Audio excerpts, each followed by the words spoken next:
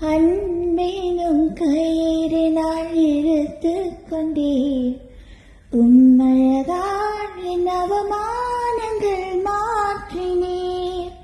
தீராத தயவினால் தழுவிக்கொண்டு என் வாழ்க்கையில் ஆதாரமாய் மாற்றினீர்.